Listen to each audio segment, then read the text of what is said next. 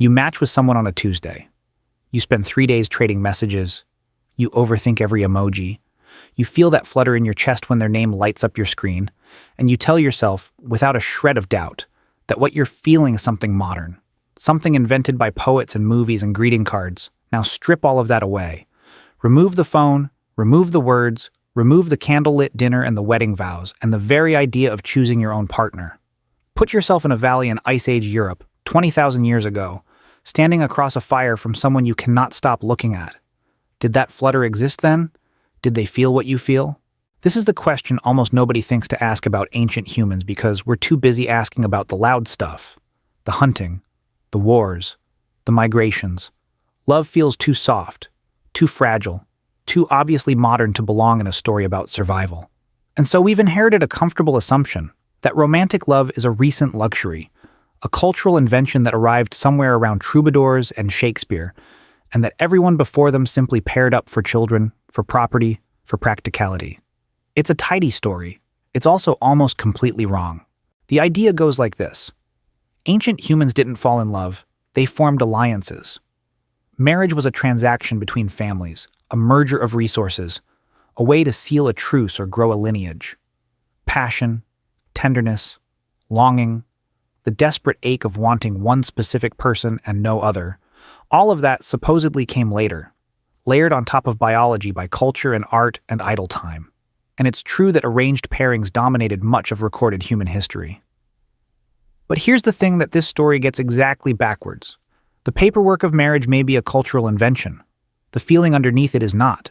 To see why, you have to stop treating love as an idea and start treating it as chemistry. That flutter in your chest, that obsessive focus, that inability to think about anyone except one specific person, isn't a poem.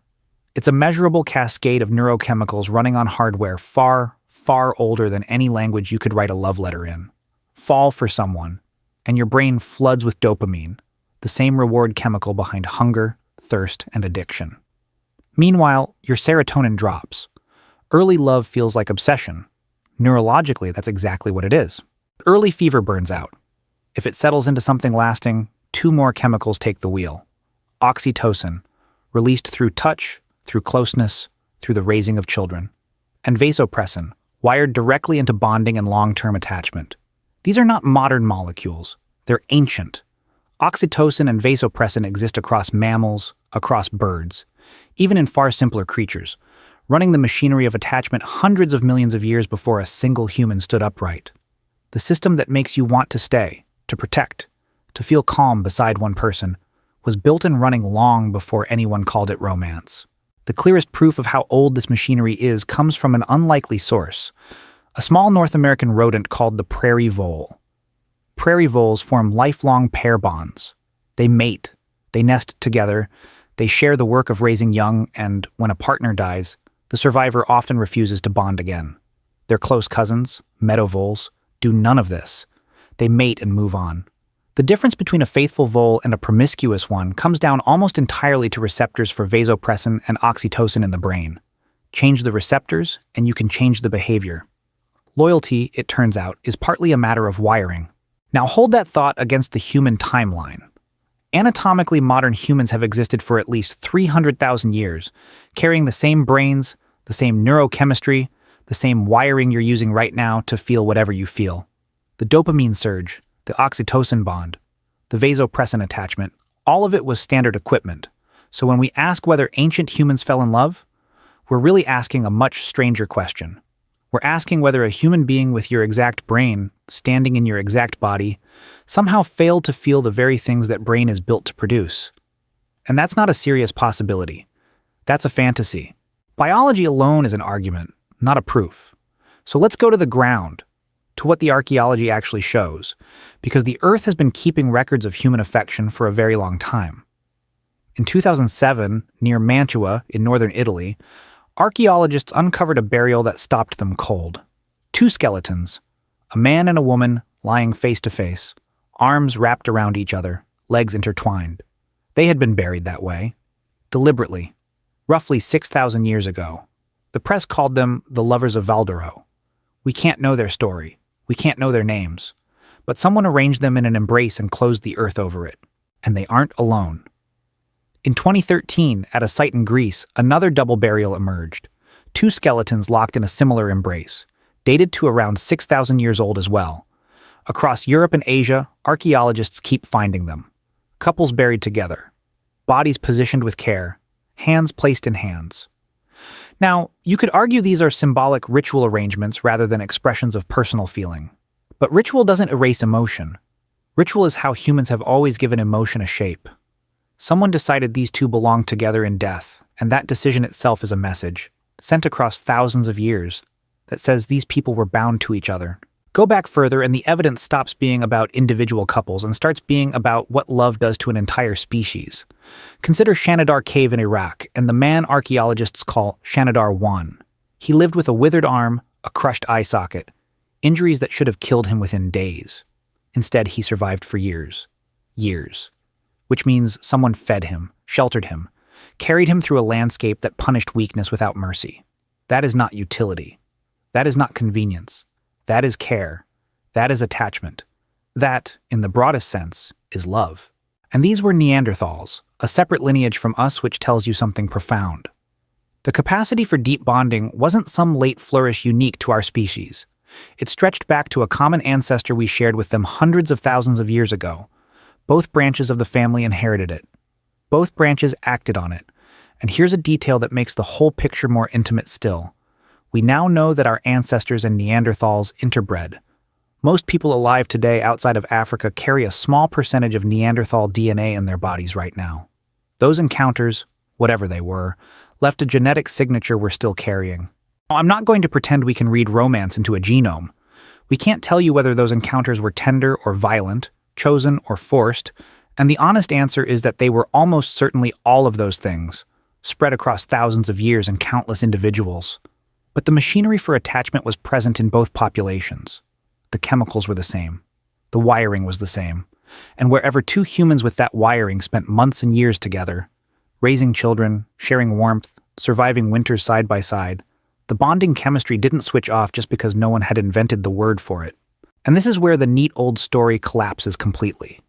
Because when you look across living human cultures, romantic love isn't some rare luxury.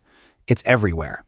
In one landmark survey, anthropologists combed through nearly 200 distinct societies from every corner of the globe, and they found unmistakable evidence of romantic love in the overwhelming majority. Not arranged marriages, not economic bargaining, but the real thing. The longing, the songs, the lovers defying their own families to be together. And something that shows up almost everywhere isn't a cultural invention. It's a human universal. And the written record makes this almost uncanny. Nearly every culture that ever kept records tells a version of the same story. Two people who want each other. A world that refuses to let them.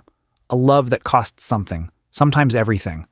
The Egyptians were writing love poems more than 3,000 years ago, calling their beloved brother and sister as endearments, describing sleepless nights and pounding hearts in words you could drop into a text today and no one would blink. The ache is identical. The longing is identical. Only the handwriting has changed. So if love is this old, this universal, this deeply wired into us, here comes the twist that reframes the whole question. We like to assume that ancient love, being so ancient, must have been simpler, purer, less tangled than ours, free of modern anxiety. But that gets it exactly backwards. Ancient love was probably more intense than almost anything you'll ever feel, not less. And the reason is brutal in its simplicity. When your band is a few dozen people, when survival depends on cooperation, when losing your partner can cost you your life, the stakes aren't abstract. They're everything. Think about what a partner actually was in that world. Not a companion you chose for happiness alone, but a second pair of hands in a place where a single injury could be fatal. Someone to keep watch while you slept. Someone to feed you when you were sick. To carry your children. To remember the things you forgot. To stand between you and a cold that killed. The bond wasn't decorative. It was infrastructure, and that means the emotions attached to it, the fear of loss, the relief of reunion, the fierce need to protect, were not indulgences. They were survival tools, sharpened by hundreds of thousands of years of consequences. And here's where the neurochemistry closes the loop in a way that should give you chills. That obsessive early phase, the one that leaves you unable to eat, unable to sleep, unable to think about anyone but a single face, Looks like a malfunction from where we sit today. But rewind to a world where choosing and holding the right partner decided whether your genes survived at all. And that obsession had a purpose. It narrowed your focus.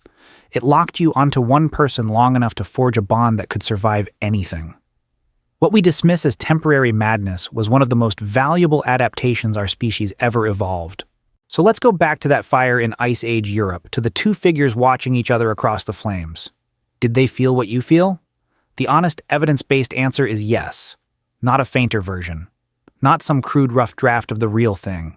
The same flood of dopamine, the same pounding heart, the same helpless fixation on one face in the firelight. They had no word for it. They didn't need one. The feeling came long before the language, the way hunger comes before anyone teaches you the word for food. And maybe that's the strangest and most comforting thing this whole picture reveals. Every heartbreak you've survived, every sleepless night over someone who didn't text back, every quiet moment of contentment beside a person you trust, is running on machinery that predates farming, predates writing, predates the very idea of a nation or a name. When you fall in love, you are not doing something new. You are doing one of the oldest things a human being can do, using equipment your ancestors used to hold their families together through ice ages and famines and the long, dark nights before anyone had a word for morning. The documents call love an invention. The genes remember something older. They remember every fire it kept burning, every bond it built, every ancestor it carried through a world that never promised to be kind. The next time your chest flutters over someone, remember that the feeling is not modern and it is not small. It is one of the oldest inheritances you own. If you want to go deeper into how that ancient mind actually worked, how our ancestors thought, bonded, and felt beneath the myths we inherit, that's what our full course unpacks in detail. The link is in the description. Because understanding where these feelings came from means finally understanding the one thing you can never escape: yourself.